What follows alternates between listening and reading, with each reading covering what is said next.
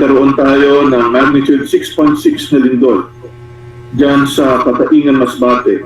Ang eksaktong epicentro ay 7 kilometers southeast ng Kataingan, Masbate at ang lalim ng lindol ay 21 kilometers. So good morning mga buddy, welcome back sa isa na namang earthquake update. So today ay ginambal ng magnitude 6.6 ang Masbate dito sa may Kataingan around 8:03 AM.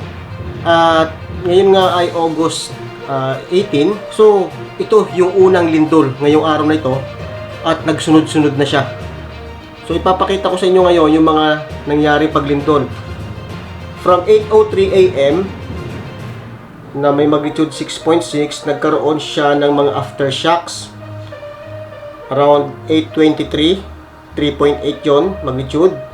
Tapos 8:28, 5 minutes later ay nagkaroon ulit ng magnitude 3.1. Then 8:40, magnitude 3.4. 8:53 AM, magnitude 3.5. 9:08 AM, magnitude 3.2, 9:13, magnitude 2.1, 9:24, magnitude 2, 9:27, magnitude 3.5, 9:33, 2.4, 9:42, magnitude 3.4, 9:49, magnitude 3.8, 10 AM, magnitude 3.3, 10:06, magnitude 3, then 10:34, magnitude 2.9, 10:45, 2.6. Dito naman sa 10:47, sa ibang area naman to, sa may Limbuhan, pero Masbate pa rin, magnitude 3.2. At ang pinakamababa at ang pinaka-latest ngayong 11:04 AM ay magnitude 1.6. So patuloy po nating ina-update itong nangyayari ngayon sa Masbate kasi hindi biro po ito. Ang dami pong aftershocks niya ngayon. Ang pinakamababa nga ay itong magnitude 1.6 ngayong alas 11:04. Halos lahat ng nangyari paglindol buhat kaninang umaga ay nagsimula sa Masbate. At isa lang area yung hindi sa Masbate, dito sa may Biliran naman. So ipapakita ko sa inyo ngayon yung mga binasa ko at kung saan banda sa Masbate nga itong mga nangyari nga paglindol. So magnitude 6.6 po yan mga buddy, kaya medyo malakas. So ito mga buddy yung mga binanggit ko kanina na mga paglindol. So nagsimula nga ng alas 8:03 dito sa may Masbate. Pero yung nakalagay dito ay Leyte, Philippines. Mukhang may pagkakamali dito sa reading kasi yung sa Feebox ay sa Masbate. Then dalawa rin siya. Pero dito sa kanyang left side ay isa lang yung magnitude 6.6. So pareho tong magnitude 6.6. Hindi natin alam kung saan ang banda ang tama. Pero sa palagay ko ito mismong nasa baba na to. So kung mapapansin niyo ay bat-bat na rin siya ng aftershocks. So sa part na ito matatagpuan din yung Philippine Fault Zone na kung saan nga ay yung Masbate Fault ay segment ng Philippine Fault Zone. So yan, napakadami ng mga body. At yung latest nga na nabanggit ko kanina ay noong alas 11:04, magnitude 1.6. So dito pa rin sa part na to. So dito nag-start sa epicenter na to. At ito nga yung mga maliliit na mga bilog na kulay pula, yan na yung kanyang mga aftershocks. At ngayon naman tingnan natin yung Masbate history sa ganitong mga paglindol. Okay mga buddy, nandito tayo ngayon sa Feebox at nakita natin itong Masbate Earthquake Report of Investigation na nangyari noong February 15, 2003. A strong earthquake with magnitude 6.2 struck the province of Masbate at 7:01 in the evening of 15 February 2003.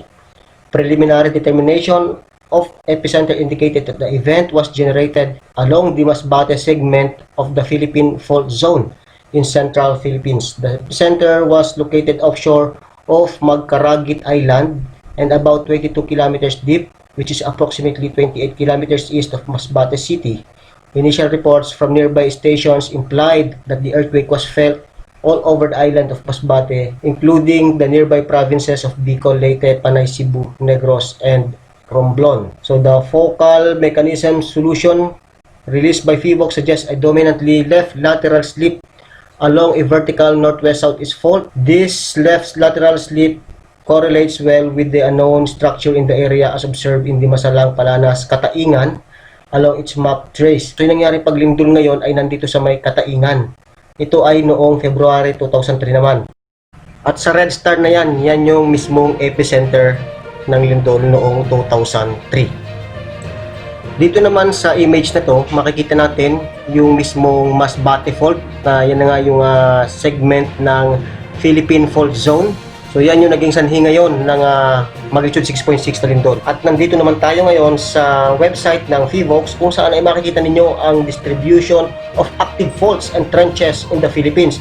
So yung sinasabi natin kaninang Philippine Fault Zone ay yung mga guhit na to mula dito sa taas, sa north ng Pilipinas, pababa. At makikita natin, ito yung part ng Masbate. Kaya kapag ating i-zoom in, ito na, yung mga fault dito sa Masbate. So napakadami. At yung nangyari na magnitude 6.6 kaninang bandang alas 8 ay dito naganap. At kagaya nga na nabanggit ko kanina, tungkol dun sa nangyari nga paglindol sa 2003, nandito naman yon. At yung panibagong paglindol ay dito naman yung naging epicenter. So yung mga buddy, yung ating counting na-research tungkol nga dito sa Masbate at yung nangyari nga paglindol kanina umaga. Ngayon, ano ba yung mga dapat gawin pag may mga ganitong paglindol? So pag-usapan muna natin before na mangyari ang paglindol. Alam naman natin na hindi may iwasan or hindi talaga nahuhulaan kung kailan talaga magaganap yung paglindol. Pero yung mga paghahanda na bago man mangyari yung paglindol ay napakalaking bagay na. So may nakita ako ditong article, basahin natin. So before an earthquake, una, know your risk. So ano ba itong know your risk na sinasabi? Research the area and find out if you live near an active fault line. Check whether the ground around you is more susceptible to the effects of an earthquake. You should also be aware of seismic hazards. These hazards are secondary dangers that could be triggered by an earthquake. So ano ba itong mga sinasabi na seismic hazards? Una, yung mga steep hills that could turn into landslides. Yung ocean fronts, kung malapit yung bahay nyo sa tabing dagat, na pwede namang tamaan ng tsunami. At yung mga poorly constructed buildings na maaring madaling masisira at magsanhi ng pagkasugat. Retrofit and reinforce your house. If you're in a high-risk area, take steps to reinforce your house. Bolt your house to the foundation and reinforce support beams as needed. Secure furniture such as bookshelves and cabinets to the walls. This will decrease the risk of furniture moving or falling and injuring someone. Create a disaster plan. Earthquake preparedness can help reduce anxiety and minimize injury. Teach your family members the cover strategy discussed further down in this article.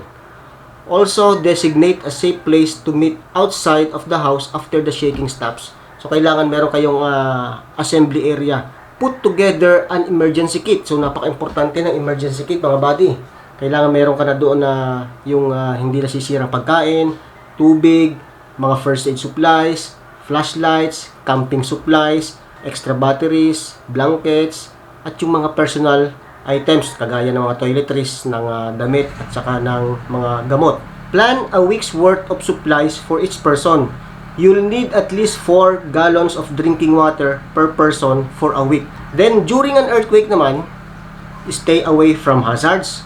So one of the biggest hazards during an earthquake is falling debris and furniture. Stay away from windows and furniture that could fall over.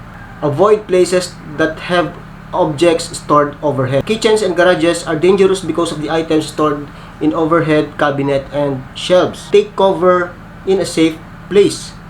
So ano ba yung mga step ng pag-cover sa safe place? Una, drop, get down on your hand and knees. This can help keep you from being knocked over or losing your balance. It can also help protect your vital organs. Then number 2, cover. Place your hand on the back of your head and neck. Crawl to shelter such as a table or desk.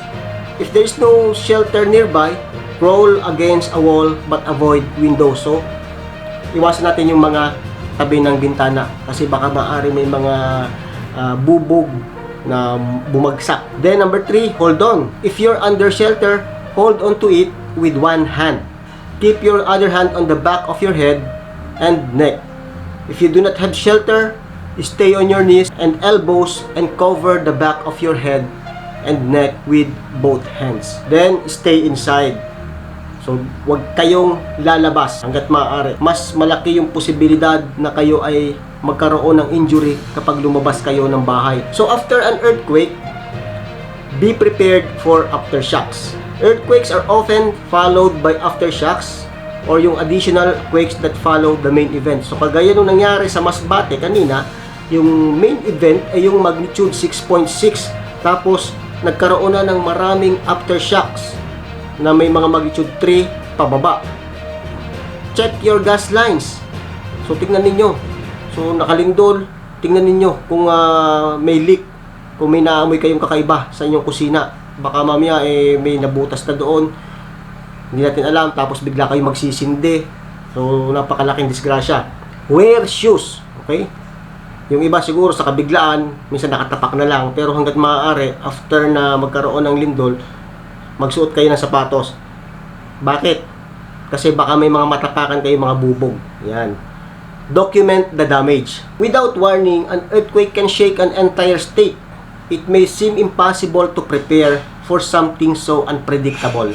However, by taking some minor precautionary steps and knowing how to respond, you may have a better chance of keeping you and your family safe through an earthquake. So yan po yung ating maikling presentasyon tungkol nga sa nangyaring paglindol kanina sa Masbate. Sana ay malampasan ng ating mga kababayan sa Masbate yung mga nangyari na sakuna sa kanila ngayong araw to. At alam ko naman na ang mga Pilipino ay talagang matitibay na sa pagdating sa ganitong mga sakuna. Bagamat marami ang nasirang bahay ngayon sa Masbate dahil pinakita ko kasi yung ilan sa mga picture na nakita natin sa internet. So sana naman ay walang masyadong casualty ang paglindol nito. So kung hindi ka pa nakasubscribe sa aking channel, pakipindot na ang subscribe button, pati na rin ang bell icon upang sa ganun updated ka sa mga videos na ating gagawin. So ito ang inyong Supremo. See you next time mga buddy.